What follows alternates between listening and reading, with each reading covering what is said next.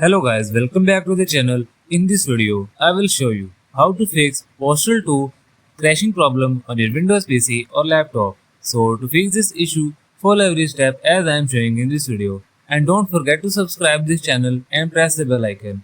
Hope so, this will fix your problem.